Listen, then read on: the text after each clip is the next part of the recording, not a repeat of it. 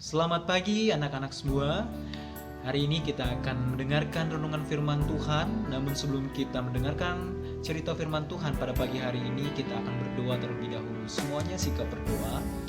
Tuhan Yesus, terima kasih, kami bersyukur untuk pertolongan-Mu. Tuhan sudah menolong kami sepanjang malam hingga pada pagi hari ini. Tuhan, kami boleh bangun dengan kekuatan yang baru, nafas yang baru, serta keselamatan yang baru. Dan saat ini Tuhan, kami akan mempersiapkan hati, pikiran kami untuk mendengarkan firman Tuhan. Tuhan, tolong kami agar kami dapat mengerti firman Tuhan yang akan disampaikan oleh guru kami. Bahkan Tuhan, ajar kami untuk melakukan firman-Mu Tuhan. Ini doa kami, ampuni setiap pelanggaran kami dalam nama Yesus. Haleluya. Amin.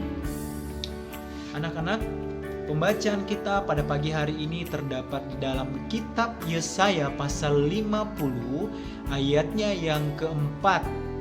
Semua yang sudah dapat, ya kita membacanya secara bersama-sama. Ketaatan hamba Tuhan.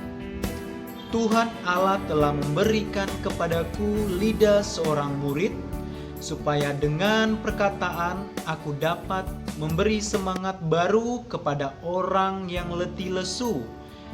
Setiap pagi ia mempertajam pendengaranku untuk mendengar seperti seorang murid.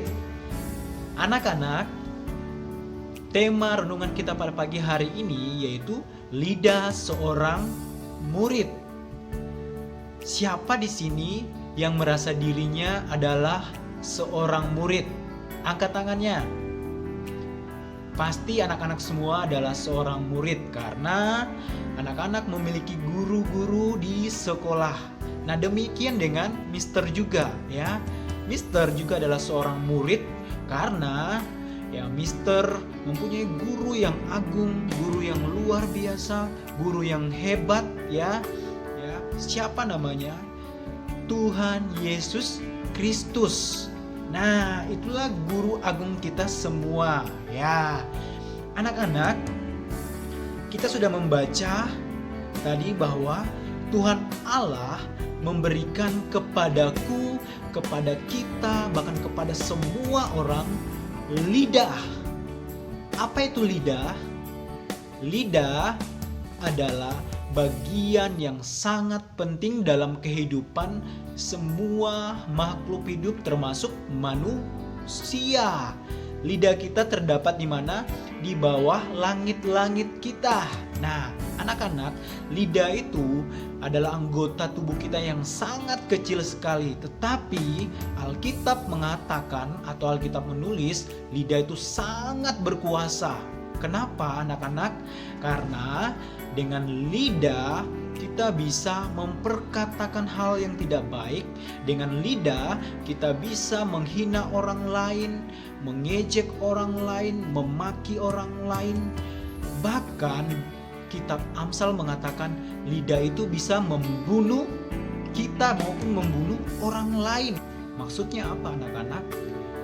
Setiap ucapan yang kita ucapkan, orang lain bisa kecewa maupun bisa senang ataupun bisa bangga dengan setiap ucapan yang kita ucapkan apabila kataan yang kita ucapkan itu membangun.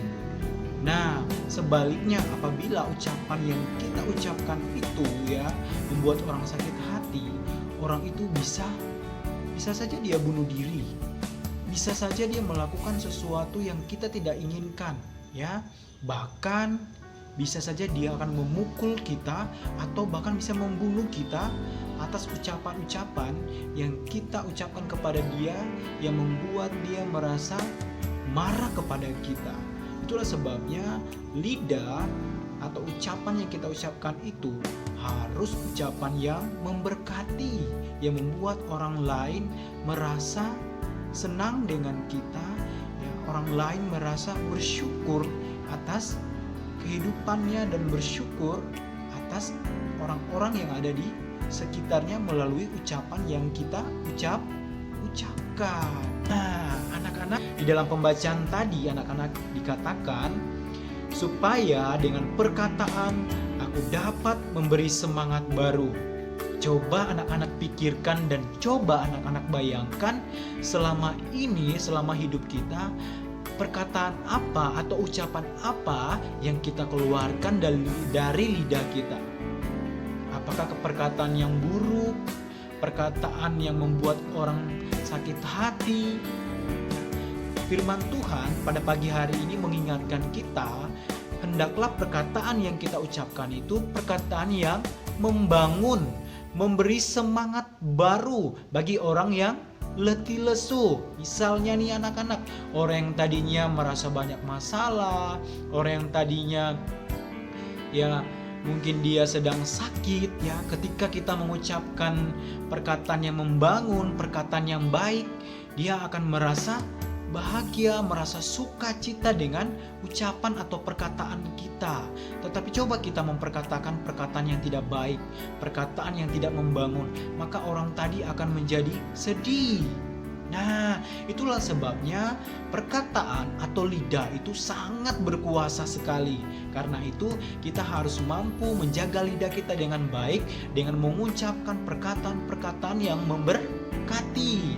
Ya, biarlah perkataan yang kita ucapkan orang lain pun ya terberkati dan orang memuji Tuhan. Maksudnya apa? Misalnya nih ya, contoh Olive ya, dia memperkatakan perkataan yang baik kepada temannya yang sedang sakit ya. Misalnya nih, semoga si Jerry cepat sembuh misalnya ya.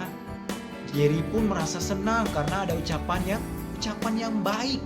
Nah, karena itu anak-anak, ucapan itu harus ucapan yang membangun orang, yang memberi semangat orang lain ya. Karena Tuhan mengingatkan kita, setiap ucapan yang kita ucapkan, kita akan pertanggungjawabkan apabila ucapan itu ucapan yang buruk, yang membawa masalah atau membawa malapetaka bagi orang lain. Nah, anak-anak, bahkan di kitab-kitab yang lain mengatakan lidah itu ya diumpamakan seperti api yang bisa membakar hutan. Wah, luar biasa sekali lidah ya ternyata. Itulah sebabnya bahkan Alkitab mengatakan ya, hewan ataupun binatang bisa dijinakkan, tetapi lidah itu tidak bisa dijinakkan ya. Dia adalah bagian dari anggota tubuh kita yang sangat berkuasa sekali dengan ya, ketika dia berkata, ketika dia mengucapkan perkataan. Karena itu mari anak-anak ya, melalui firman Tuhan ini kita diajar ya, baik mister maupun kita semua, untuk kita mengucapkan perkataan yang baik, perkataan yang memberkati orang lain, sehingga orang lain pun senang dan mereka memuji Tuhan atas setiap perkataan yang kita ucapkan. Demikianlah renungan singkat melalui firman Tuhan yang kita baca hari ini anak-anak. Kiranya Tuhan Yesus tetap memberkati anak-anak ya, anak-anak tetap menjadi murid-murid yang baik, murid-murid yang selalu menjaga lidahnya dalam segala apapun juga. Amin. Kita tutup dalam doa. Tuhan Yesus, terima kasih kami sudah belajar tentang lidah seorang murid. Tuhan, tolong kami supaya kami menjadi anak-anak yang mampu menunjukkan sikap melalui tutur kata kami, untuk kami boleh berkata yang baik, berkata yang bisa membangun orang lain. Tolong kami supaya kami tidak mengeluarkan perkataan-perkataan kutuk atau perkataan-perkataan yang mencaci orang lain. Terima kasih Tuhan, ini doa kami. Ampuni setiap pelanggaran kami dalam nama Yesus. Haleluya. Amin.